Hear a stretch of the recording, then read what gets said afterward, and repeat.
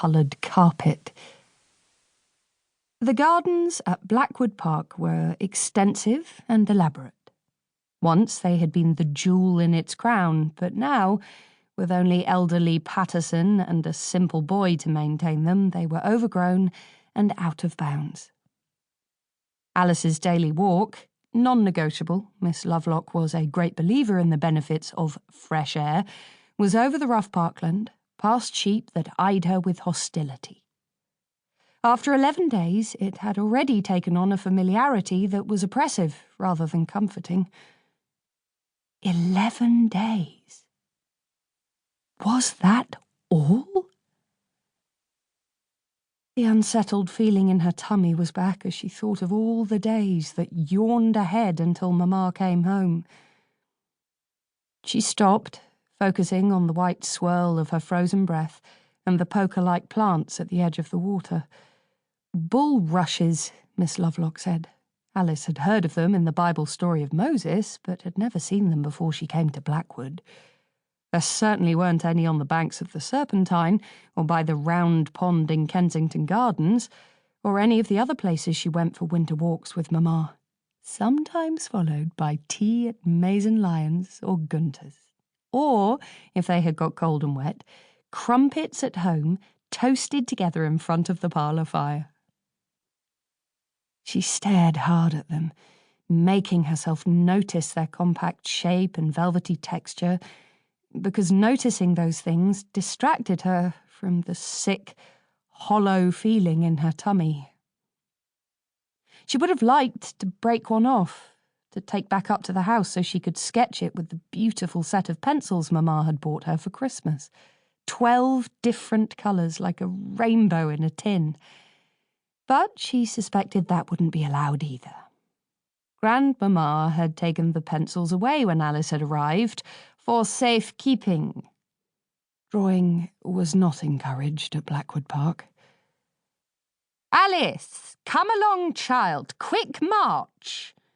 Miss Lovelock's voice, bristling with impatience, carried back from the point far ahead to which her brisk pace had taken her. Quick march was not so much an expression, but a command. She was extremely fond of marching.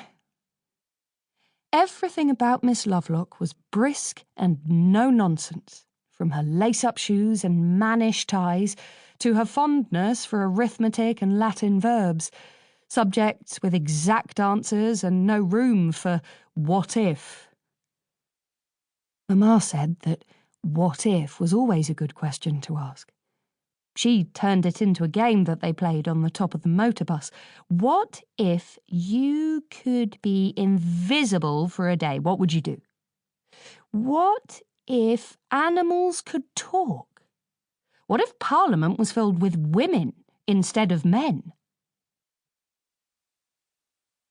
Alice left the bulrushes and began to trudge dutifully towards Miss Lovelock.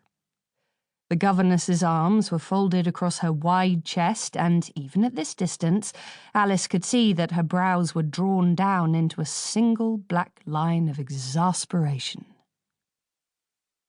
Much as Miss Lovelock liked fresh air, Alice knew she was eager to get back to the house and hand over her charge so she could spend the afternoon listening to the wireless in the warmth of her room. Even so, passing the old boathouse, Alice couldn't resist pausing to press her face close to the mossy window, peering in at the tangle of fishing rods in the corner, the pile of moth-eaten cushions, hoping to catch a glimpse of the ghosts that slumbered there, dreaming of long-ago summers, of boating parties and picnics and swimming in the lake. Blackwood Park was full of ghosts. Its empty corridors echoed with the whispers of lost voices and snatches of old laughter. It was a house where the past felt more vivid than the present, which was nothing more than a stretch of endless days fading into uniform blankness. It had been Mamma's house when she was growing up, and she had told Alice how she, Aunt Miranda, and Uncle Howard would play hopscotch on the marble floor in the entrance hall, and French cricket on the nursery corridor with the footmen, in the days before the Great War, when there had been footmen at Blackwood.